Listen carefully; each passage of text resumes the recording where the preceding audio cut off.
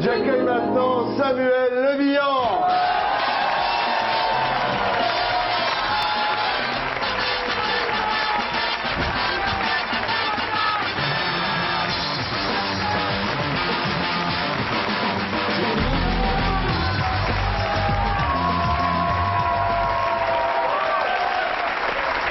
Samuel Le Bihan, ça va? Merci, ouais, ça va.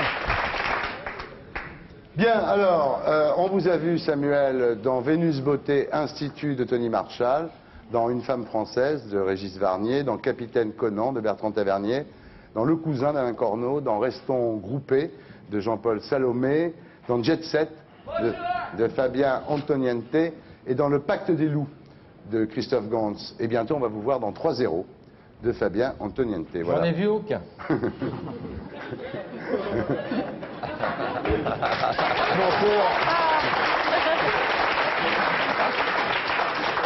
Votre côté, boulot bien fait, artisan ouvrier, ça paye finalement, non? Hein? Quoi, hein?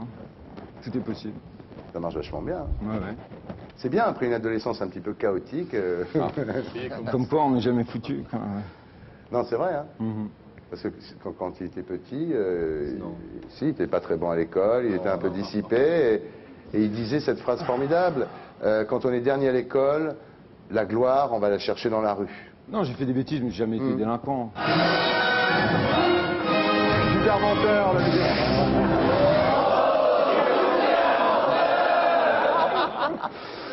Alors, non bon, de toute façon, ça c'est fini, c'est loin derrière vous, parce qu'un jour vous avez rencontré un mec qui vous a dit, un mec qui sortait de tôle et qui vous a dit, moi j'ai raté ma vie, fais pas la même connerie, et vous avez décidé de vous ranger, de rentrer dans le droit chemin, Samuel Le Bihan. Oh, putain, j'ai dit des trucs. Moi.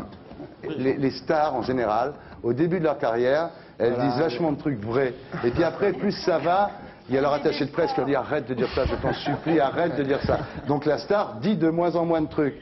Donc il faut regarder toujours les journaux, les déclarations du début d'une carrière. C'est un conseil que je donne à tous mes concurrents. Ouais, j'arrête de dire que je déteste mes fesses, par exemple. Moi, ça me fait comme elle, je déteste ses fesses. C'est bizarre.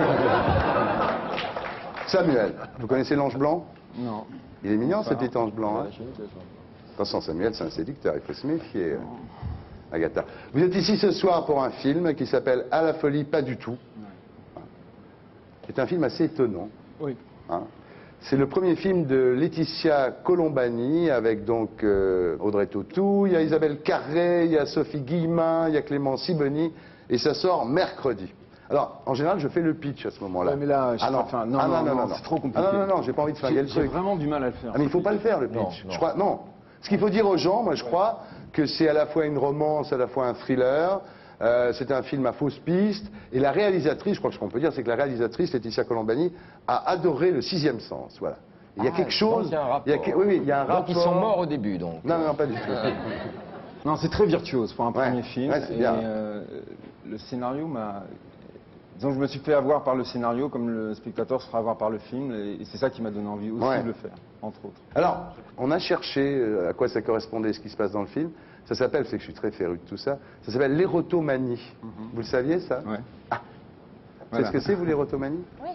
Ah, vous aussi? Ben, c'est quelqu'un qui pense que tout le monde l'aime. Ouais, bravo. C'est Il y a vous qui ne savez pas, là. Mon animateur de... Ouais, non, sur M6. Non, c'est une théorie qui a été mise en exergue en 1920 par M. Clérambault. L'érotomanie. Effectivement, vous avez raison. C'est l'illusion délirante d'être aimé. Je pense que c'est Arnaud Desplechin qui m'en a parlé la première fois. Ah, c'est la fémis, là. Ça Eh rigole oui, pas. c'est un peu le...